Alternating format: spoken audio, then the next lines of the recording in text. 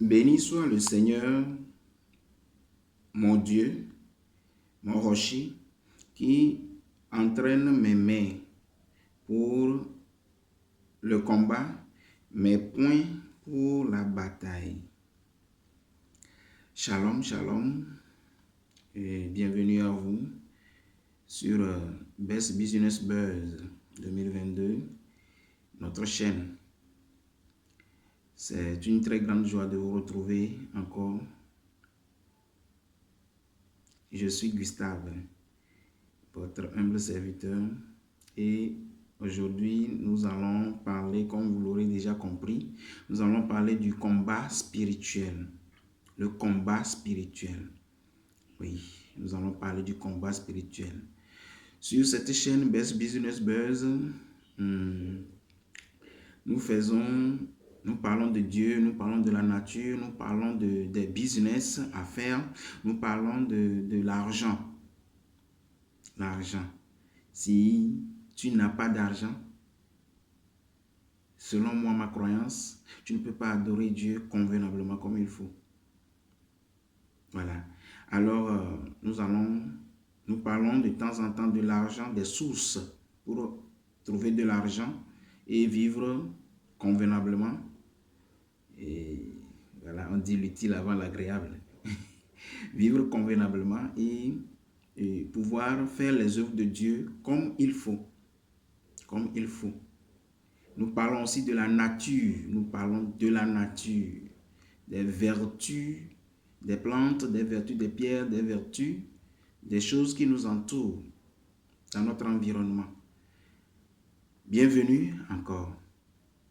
Aujourd'hui, je vais parler du combat spirituel. Je vais donner quelques versets bibliques pour que vous puissiez faire le combat spirituel chez vous, à la maison. J'ai fait une vidéo il y a quelques jours où j'ai parlé des vertus de l'oignon. J'ai eu quelques retours positifs et on rend grâce à Dieu. On rend toute la gloire à Dieu. Je vous demande de partager au maximum les contenus, les vidéos.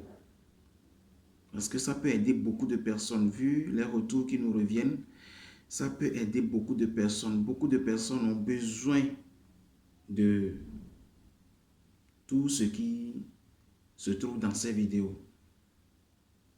Quelqu'un a besoin d'une astuce, l'autre a besoin d'une autre recette, etc., etc. Donc, suivez jusqu'à la fin. Aujourd'hui, nous parlons du combat spirituel. C'est quoi le combat spirituel? D'abord, combat. Le combat,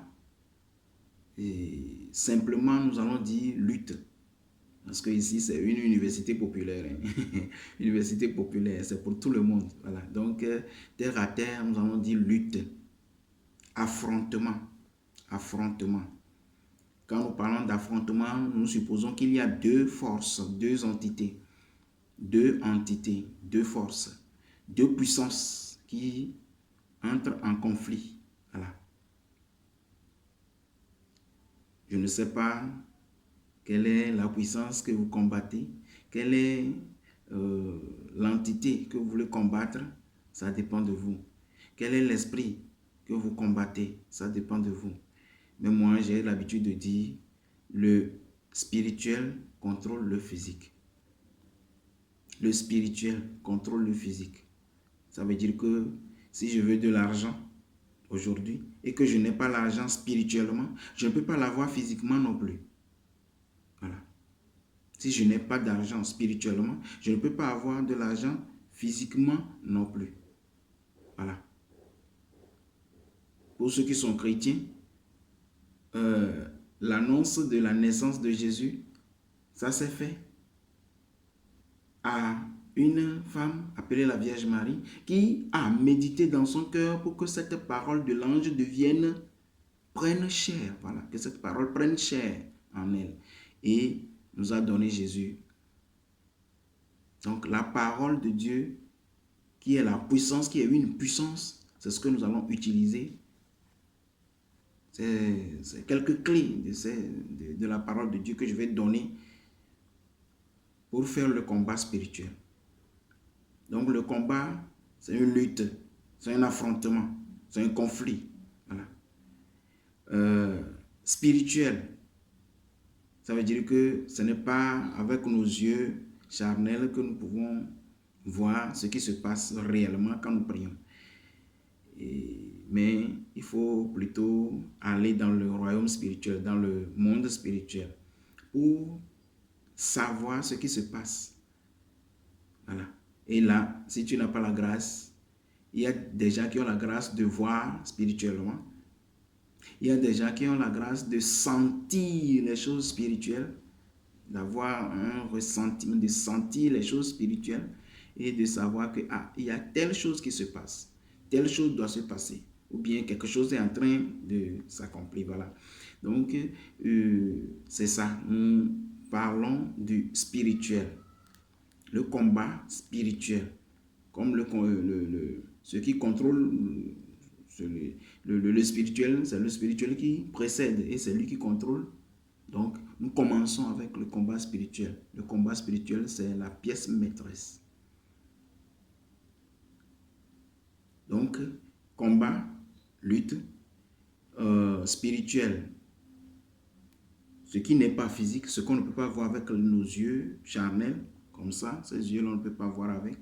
On ne peut pas voir le combat spirituel, on ne peut pas voir le déroulement du combat avec.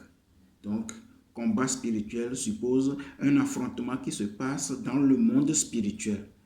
Un affrontement sur lequel nous agissons, que nous déclenchons physiquement, mais qui se passe réellement, en réalité, sur le plan spirituel. Ça veut dire qu'il faut inviter les entités spirituelles à combattre, à se dépenser à notre place, à se dépenser pour nous, à intervenir dans notre situation. Voilà. C'est ça le combat spirituel. Et l'apôtre Paul nous a cité certaines armes spirituelles. Mais je ne vais pas revenir sur ça parce que ça abonde un peu partout. Tout le monde en a parlé, les gens en parlent et ça devient monnaie courante. Mais moi, je vais donner quelque chose de particulier. Je vais marquer parce que il ne faut pas toujours donner ce que les gens donnent. Donc, la différence ici, je vais marquer en donnant quelque chose d'un peu différent. Un peu différent. Que tu sois chrétien ou pas, nous sommes tous les jours, à chaque instant de notre vie, nous sommes dans le combat. Nous sommes dans le combat spirituel. Quand fait-on le combat spirituel? Premièrement, je vais parler de ça. Quand est-ce qu'il faut faire le combat spirituel? Quels sont les bons moments pour attaquer, pour faire le combat spirituel? Voilà. Et je vais parler aussi une phrase, il faut éviter. Ce qu'il faut éviter, il y a quelque chose qu'il faut éviter. Je vais parler de ça. Ensuite, comment se protéger avant le combat spirituel? Et je vais donner 14 versets bibliques. 14 versets bibliques d'une puissance terrible pour faire le combat spirituel. Alors, vous trouvez ce contenu intéressant, n'est-ce pas? Abonnez-vous. Abonnez-vous. Appelez vos proches, si vous les aimez vraiment, à s'abonner aussi à notre chaîne et avoir accès à la connaissance. C'est la connaissance qui libère. La connaissance. La Bible dit que vous connaîtrez la vérité et la vérité vous affranchira. Et la vérité, c'est Jésus. La vérité, c'est la parole de Dieu. Que personne ne vous trompe. La vérité, c'est Dieu lui-même. C'est pour ça qu'on n'arrive pas à découvrir la vérité. À chaque fois qu'on découvre la vérité, elle change. À chaque fois qu'on découvre la vérité, elle change. Voilà. Donc, et les philosophes ont commencé par dire que la vérité est relative. Voilà. C'est simplement parce que l'homme est limité dans sa recherche de la vérité. Revenons à notre thème. Alors, le combat spirituel, quand est-ce qu'il faut faire le combat spirituel? Le combat spirituel, tous les jours, nous sommes dans le combat spirituel. Ce n'est pas qu'il faut faire le combat spirituel, mais nous sommes déjà dedans. Chaque instant de notre vie est une lutte. Nous sommes continuellement, perpétuellement dans le combat spirituel. Nous luttons perpétuellement. Nous sommes en lutte incessante sur cette terre. Dès qu'on est, dès que l'enfant est né et que l'enfant commence par pleurer, voilà, il est dans le combat. Le combat a démarré chez lui. Voilà. C'est vrai que ces pleurs-là donnent la joie aux parents, mais pour qui teste, c'est un test pour savoir que l'enfant est vivant, l'enfant vit, l'enfant ressent les choses. Mais c'est le combat qui a commencé, un cri d'alarme, le combat qui a commencé pour l'enfant, pour le bébé qui est né. Voilà. Donc, bébé ou adolescent ou adulte ou bien élève, enfant, enseignant, peu importe la catégorie sociale, président, ministre, qui que tu sois, tu es dans le combat spirituel, mon frère. Ma soeur, tu es enceinte, tu es dans le combat spirituel. Tu n'es même pas enceinte, tu es dans le combat spirituel. Tu cherches de l'emploi, tu es dans le combat spirituel. Tu ne cherches pas d'emploi. Tu es chômeur ou bien tu travailles déjà, tu es dans le combat spirituel. Tout ce que tu rencontres sur le lieu de travail, c'est le combat que tu dois faire. Tu es dans le combat spirituel. Et nous avons besoin de lutter. Mais comment peux-tu lutter si tu ne sais pas que tu es dans le combat spirituel? Ça me donne une idée de faire une vidéo sur les liens, les malédictions. Voilà. Mais bon, vous voyez qu'il y a tellement de domaines à explorer. Alors, chaque instant de notre vie, nous sommes dans le combat spirituel. Tous les jours, nous sommes en train de faire le combat. Donc, on fait le combat tous les jours. On fait la lutte de vie idéale. Je ne veux pas dire vie chrétienne, mais de vie idéale. Pour être bien vu, pour mieux vivre, pour bien vivre, il faut faire un combat. Il faut faire une lutte de tous les jours, de chaque instant. Pour avoir un bon comportement, je dois lutter. Je dois faire violence sur moi-même. Cette violence-là, c'est la lutte. C'est le combat. J'ai le désir de telle chose, mais je m'efforce de ne pas le faire parce que ce n'est pas bon avec ma conscience. Ce n'est pas bon avec ce en quoi je crois. En ce moment, je suis dans le combat. Je suis en train de faire un combat même déjà.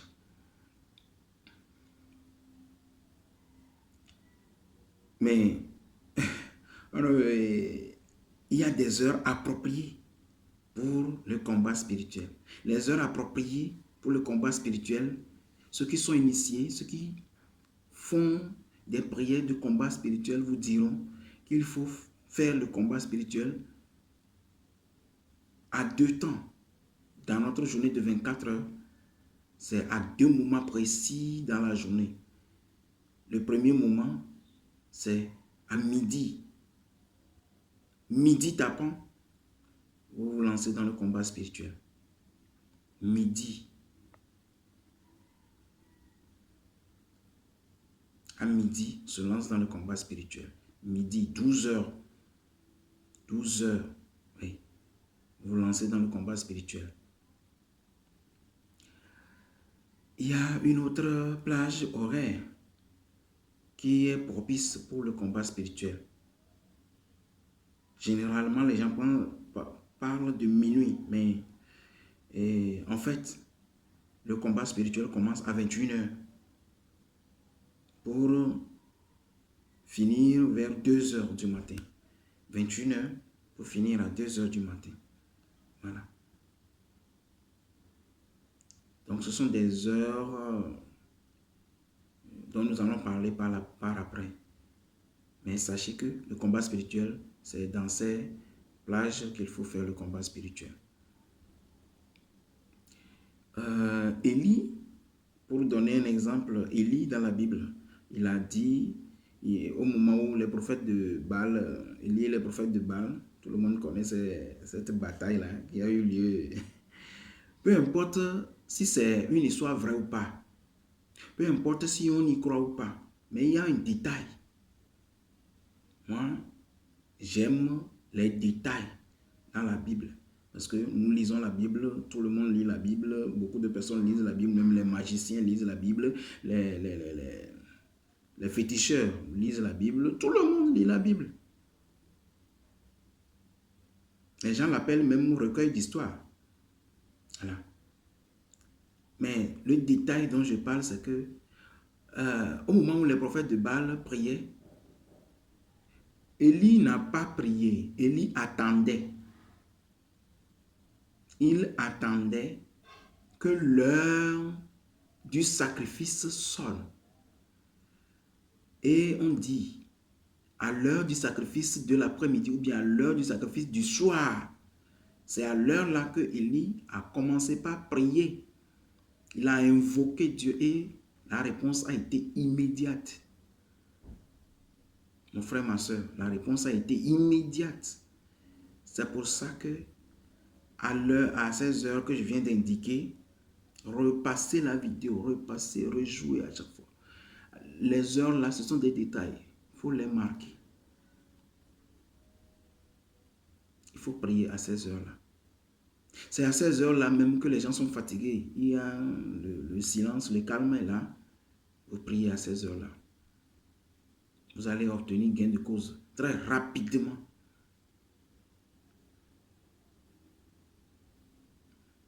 Alors, mais comme nous sommes des humains, on ne peut pas toujours attendre quand nous avons un besoin pressant. Les besoins peuvent être pressants.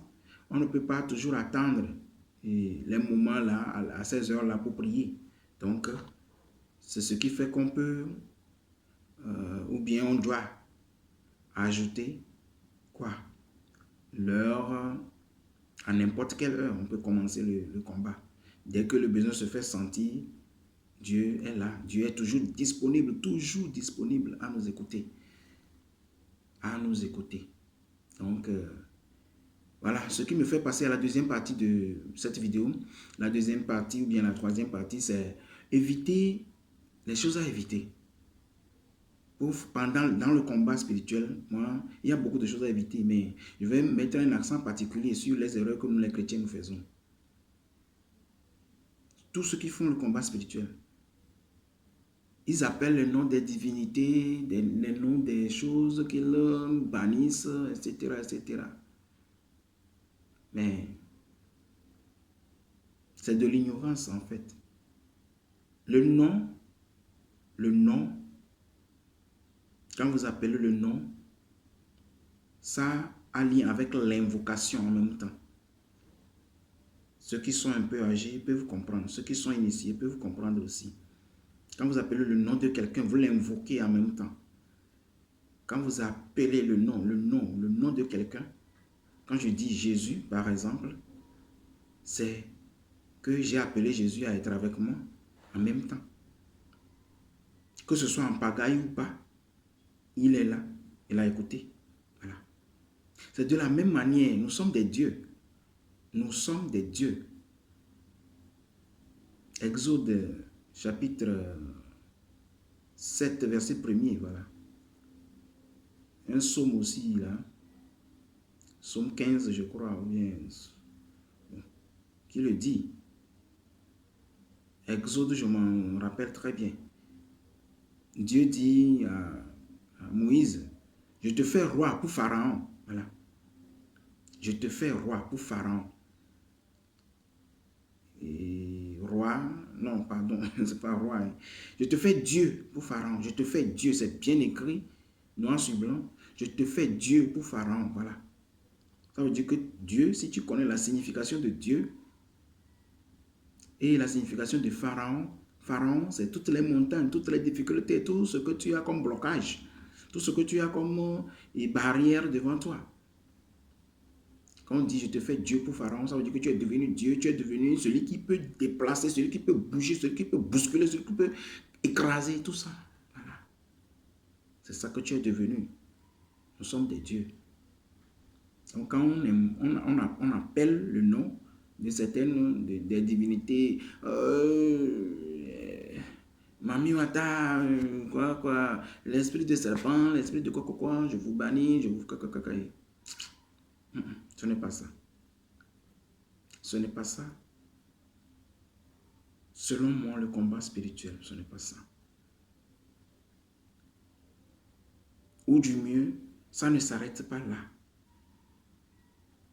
Ça m'amène à une autre partie de mon développement. C'est la protection qu'on doit s'accorder avant le début même, avant de commencer par chasser, avant de commencer par lier. Voilà. Parce que les esprits qui dérangent nos vies, nous ne les connaissons pas. C'est pour ça que j'ai dit, il est inutile d'invoquer les esprits, d'appeler le nom des esprits avant de les lier. Quand quelqu'un se met à dire tout esprit visible ou invisible, voilà, conscient ou inconscient,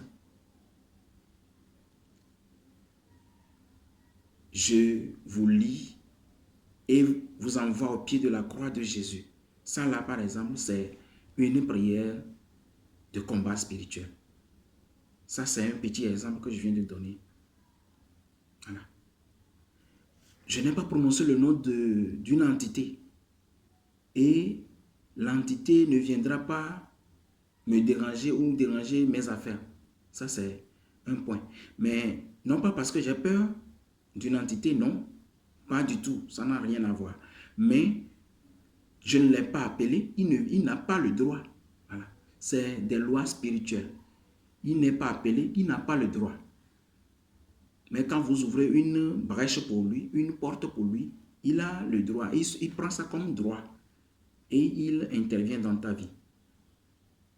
Mais quand tu dis tout, ça veut dire que c'est tout. Ce qui dérange ta vie. Visible ou invisible. Voilà. Connu ou inconnu, que toi tu ne connais même pas. Tu les lis ensemble, tu lis tout. Et tu envoies au pied de la croix de Jésus. Il ne peut pas s'échapper de là. Mais avant ça, il faut invoquer le sang de Jésus pour te protéger et protéger les membres de ta famille. C'est très important. Protéger les membres de ta famille et vos biens. Il y a des gens qui ont fait ces gens de prière de combat spirituel. Ils ont fait le combat spirituel après tout. Ça n'a pas été fameux. Et ils ont perdu leur emploi. Ils ont perdu leur emploi. Parce que l'esprit qui est dans ton lieu de travail, tu ne le connais pas. Là où tu travailles, celui pour qui tu travailles, même si tu es particulier, celui pour qui tu travailles, l'esprit qui règne dans son entreprise, toi tu ne le sais pas, tu ne le connais pas. Tu ne le connais pas. Donc, évitons d'aller mettre nos pieds ou bien nos mains là où on ne devrait pas. C'est juste un avertissement. Le combat spirituel, nous combattons avec des armes spirituelles que tout le monde connaît. Saint Paul les a citées. Nous avons affaire à des entités spirituelles que nous ne maîtrisons pas. Dieu seul les maîtrise. Nous ne les maîtrisons pas. C'est pour ça qu'il faut faire très attention quand on entre dans le domaine du combat spirituel. Ceux qui sont dans les équipes d'intercession, ils savent de quoi je parle. Alors, il faut appeler le sang de Jésus. Voilà. Après le sang de Jésus, il faut invoquer la Vierge Marie. Pour ceux qui sont connaisseurs, ceux qui sont des connaisseurs, ils savent de quoi je parle. La Vierge Marie, elle a fait des combats. Certains sont marqués bibliquement, d'autres non. Elle a fait des combats. Elle est gardienne de l'intercession. L'intercession. Voilà. Même dans le monde ésotérique. Je ne veux pas aller sur ce plan. Alors, les 14 versets bibliques qu'il faut utiliser, qui ne sont pas des versets bibliques communs à tout le monde, qu'il faut utiliser. Il faut utiliser ces versets bibliques quand vous voulez faire votre prière de combat spirituel. Le premier verset biblique, c'est Romains 9, verset 17. Romains 9, verset 17. Je t'ai suscité pour montrer en toi ma puissance et pour que mon nom soit proclamé par toute la terre. Dieu dit qu'il t'a suscité. Ça veut dire qu'il t'a touché, il t'a réveillé, il t'a demandé de faire quelque chose. Il te met debout pour faire la prière, pour combattre, pour que son nom soit glorifié, son nom soit connu partout. Philippiens dit que, Philippiens chapitre 2, verset 10, je crois, ou bien verset 9 ou 10, dit que Jésus s'est abaissé et on lui a donné le nom qui surpasse tout nom, afin que, au nom de Jésus-Christ, tout genou fléchisse, toute langue confesse que Jésus-Christ est Seigneur pour la gloire de Dieu le Père. Donc la gloire, Dieu aime la gloire. Dieu aime la louange. Il y a un certain nombre de choses que Dieu aime. Peut-être, je vais en parler il sera important d'en parler dans certaines vidéos, dans les prochaines vidéos. Abonnez-vous. Une fois encore, abonnez-vous. Je ne vais pas toutefois le dire parce que ça me fait perdre un peu le fil. Et ce verset biblique, vous allez l'utiliser. Je ne vais pas donner trop de détails pour ce verset biblique. Vous allez l'utiliser pour commencer votre combat spirituel. Dieu vous a façonné pour que son nom soit glorifié, pour que son nom soit proclamé par toute la terre. Ça veut dire que par tout le monde, quand on te voit, on doit glorifier le nom de Dieu.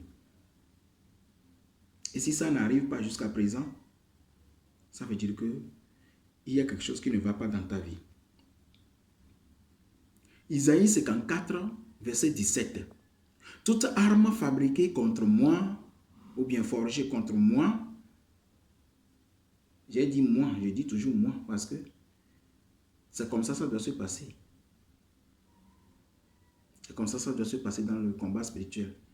Quand vous lisez le verset biblique, le code, c'est que vous ne lisez pas en disant, quand on parle d'Israël, tu parles de toi. Ou bien tu donnes ton nom de famille, tu écris là-bas, tu mets là-bas ton nom de famille. Toute arme fabriquée ou forgée contre moi ne saurait aboutir. Toute langue levée contre moi en jugement, je la condamnerai. Je la convaincrai de culpabilité. Voilà. Ça veut dire que si une langue, notre langue là, c'est une puissance, c'est du feu. Dans le monde spirituel, dans le monde, on parle du feu, que c'est le feu. Ça veut dire que même le livre de Jacques dit que notre langue, c'est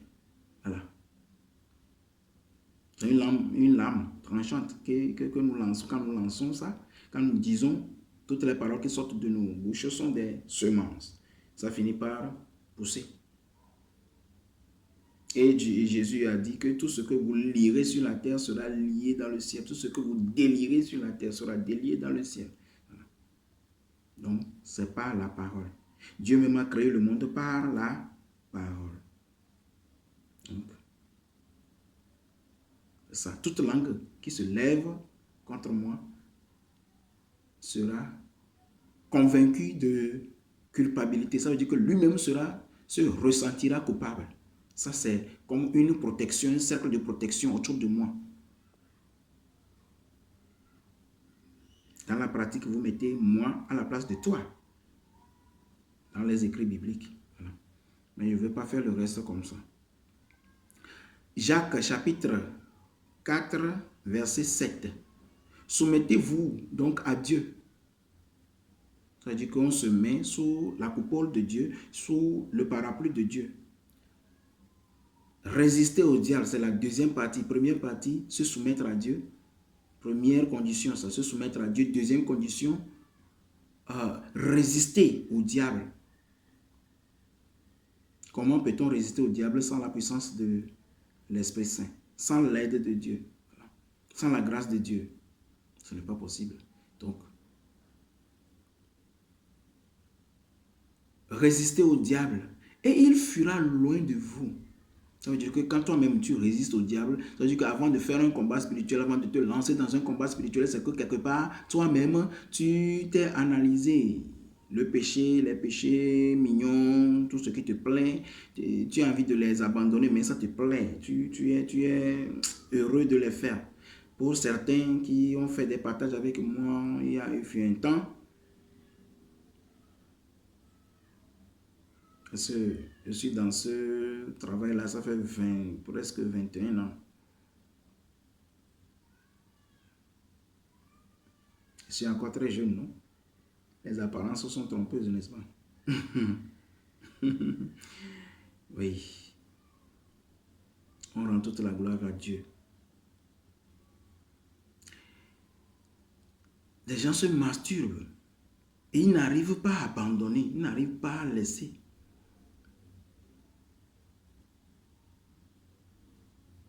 Peut-être que je vais en parler dans une autre vidéo aussi. Et la masturbation. La masturbation. Peut-être que je vais en parler dans une vidéo. Une prochaine vidéo, peut-être. Peut-être. Parce que je dis peut-être toujours parce que c'est la grâce de Dieu. C'est quand Dieu veut que tout peut se passer. Voilà. S'il ne le veut pas, c'est impossible. Nous ne sommes pas dans le développement personnel. Dans le développement personnel, c'est différent. Les gens disent que je peux tout, par le pouvoir que j'ai en moi. Mais ici, l'apôtre Paul même l'a dit que je peux tout par celui qui me fortifie. Il n'a pas dit que par moi-même, il a dit par celui qui me fortifie. C'est ça la différence entre les gens du développement personnel et Dieu. Voilà. Des fois, nous confondons. Il y a développement personnel côté Dieu aussi, développement personnel côté monde aussi. Donc, il faut faire très attention pour ces choses. Alors, il fait un peu chaud, hein? Il fait un peu chaud ici. Vous me voyez me gratter par moment, c'est qu'il fait un peu chaud. Il fait un peu chaud ici. Et donc, un autre verset biblique, c'est Jérémie 17, verset 18. Qu'ils soient couverts de honte, mes persécuteurs, et non pas moi. Que mes persécuteurs soient couverts de honte et non pas moi. Vous priez avec. Seigneur, qu'ils soient couverts de honte, mes persécuteurs et non pas moi. Persécuteurs, là, tu ne les connais pas. Tu ne connais personne. Tu ne connais pas tes persécuteurs. Mais ta prière, c'est qu'ils soient couverts de honte. Voilà, qu'ils soient couverts de honte, mes persécuteurs. S'ils cherchent à te persécuter, s'ils cherchent à me nuire, s'ils cherchent à mon mal, s'ils veulent que je coule, qu'ils soient couverts de honte. Ça veut dire que je ne coulerai pas et ils vont avoir honte. Eux et non pas moi. Fais venir sur eux le jour du malheur. Brise-les à coups redoublés. Ça, c'est très intéressant. Brise-les à coups redoublés. Ça veut dire que même si tu tapes et que ça ne va pas, si tu demandes à Dieu de frapper ou bien à l'ange de Dieu de frapper, de combattre pour toi. Quand il frappe une fois que ça ne va pas, il n'a qu'à refrapper. Voilà, les ennemis, les persécuteurs. Le combat spirituel. Nous combattons Satan et ses suppôts. Ce n'est pas ce que nous voyons dans les rêves, ceux qui nous apparaissent dans les rêves. Non, ce n'est pas eux que nous combattons. Ça, c'est... Voilà. Ce n'est pas eux que nous combattons. 2 Chroniques, chapitre 14, verset 10. 2 Chroniques 14, verset 10. Seigneur, personne d'autre que toi ne peut s'interposer entre le puissant et le faible. C'est toi le faible ici. C'est toi qui es le faible. 2 Chroniques 14, verset 10. Seigneur, ou bien mon Dieu, ou bien éternel, personne ne peut s'interposer. Donc, entre le faible et le puissant. C'est toi le faible, c'est moi le faible. Parce que Dieu vient au secours des humbles, des petits. Voilà. Non pas ceux qui se sentent orgueilleux, ceux qui sont grands, ceux qui disent qu'ils sont grands, ceux qui disent qu'ils sont... voilà. Ceux qui sont hautains. Non. Mais Dieu vient au secours de ceux qui en ont besoin. Aide-nous, Seigneur, notre Dieu, car c'est sur toi que nous nous sommes appuyés. Et c'est en ton nom que nous sommes venus contre cette multitude. Voilà. Tous ceux qui sont contre toi, tous ceux qui sont contre moi, l'ennemi s'est diversifié. L'ennemi s'est diversifié. Donc, ce qui fait qu'ils sont devenus multitudes. Mais c'est au nom de Dieu, au nom de l'agneau immolé, que nous venons contre cette multitude. Seigneur, tu es notre Dieu, que l'homme ne rivalise pas avec toi. C'est très important. Il faut rappeler à Dieu que tu es Dieu, c'est toi le puissant, c'est toi l'omnipotent. Ça veut dire le tout-puissant, omnipotent. Donc il possède toute la puissance. Jésus a dit que tout pouvoir m'a été donné. Matthieu 28, verset 18, je crois. Tout pouvoir m'a été donné au ciel et sur la terre. Voilà. Donc tout pouvoir lui a été donné. Alors, tout pouvoir, il est le Dieu tout-puissant. Que l'homme ne rivalise pas avec lui. C'est-à-dire que les entités qui luttent contre moi au service, à la maison, et à mon lieu de travail, dans mes affaires, au marché, à l'école, quand je veux étudier, mes yeux, il y a un élève qui dit que quand lui veut étudier, ses yeux coulent, les larmes coulent de ses yeux. Il n'arrive pas à étudier, il dort simplement. C'est le moment de faire le combat spirituel. J'ai rencontré une famille les semaines passées qui a eu un problème spirituel. Je suis sûr qu'ils vont se reconnaître ici. C'est le moment pour vous de faire le combat spirituel. Vous avez besoin de combat spirituel, de spirituel. Voilà. Un autre verset biblique, c'est Proverbe 18, verset 10. Le nom du Seigneur est un puissant bastion. Ça veut dire qu'un lieu où tu te caches. Une grande protection, un bastion, une grande protection. Est un puissant bastion. Le juste y accourt et s'y trouve en sécurité. Voilà. C'est-à-dire que toi, tu te caches dans le nom du Seigneur.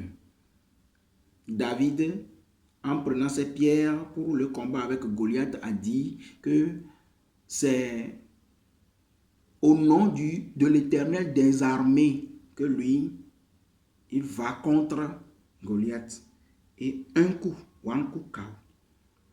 Il a pris un seul coup de pierre et il a tué Goliath. Des 5 pierres qu'il a ramassées,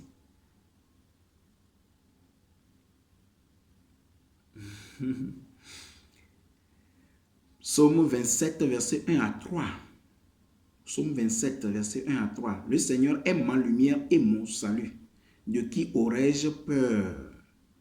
Le Seigneur est la forteresse ou bien le rempart de ma vie. Devant qui tremblerai-je? Voilà. Même si les gens se liguent contre toi, tu es inébranlable, tu es puissant, tu es fort, tu es enraciné dans le nom du Seigneur. Il faut l'affirmer, il faut le dire de sa propre bouche et ça marche. Exode chapitre 3, verset 20. J'étendrai donc ma main et je frapperai l'Égypte avec tous les miracles que je ferai au milieu d'elle. Après quoi? Ils vous laisseront partir.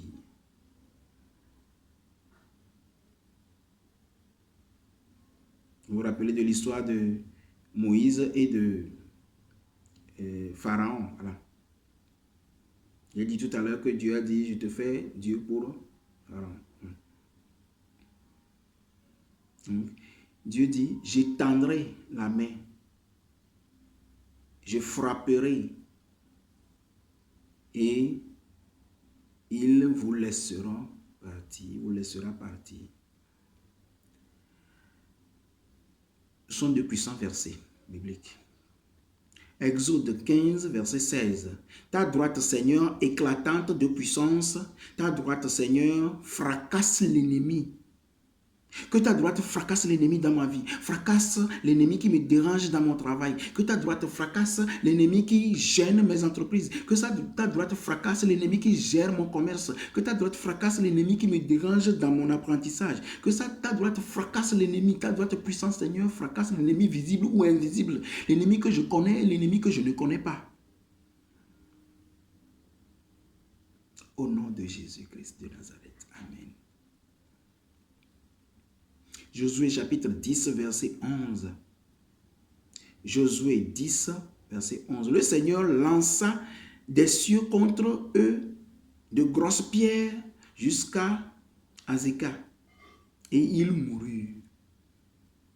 C'est une des manières de Dieu de combattre. Aujourd'hui, de nos jours, Dieu continue par lancer des pierres du ciel. Des pierres du ciel contre l'ennemi. Si c'est le système, c'est quoi? Si vous combattez, tu vois que tu as raison, mais tu n'agis pas, tu laisses Dieu agir. Tu t'adosses à Dieu et tu laisses Dieu agir. Dieu combattre pour toi. Oh là là, c'est terrible. Ça devient terrible. Parce qu'il agit au moment où il veut, comment il veut, quand il veut. Et sa manière de résoudre les problèmes est complète. C'est-à-dire que c'est sans appel. Le résultat est sans appel. Net. Le résultat est net. Clair. Sans embâche. Sans réclamation. Sans réclamation. On ne réclame pas chez lui. Voilà.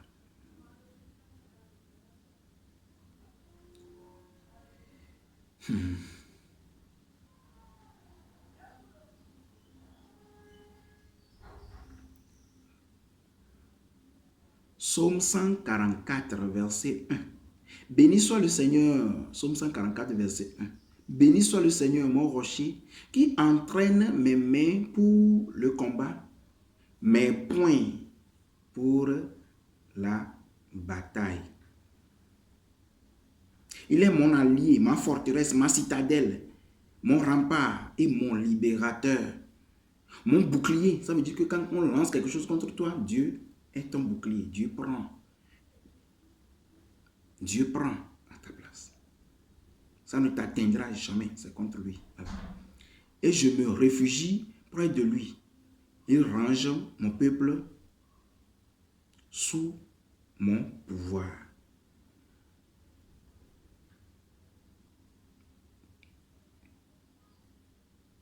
C'est un verset biblique qu'on peut utiliser aussi très simplement pour la prière du combat spirituel.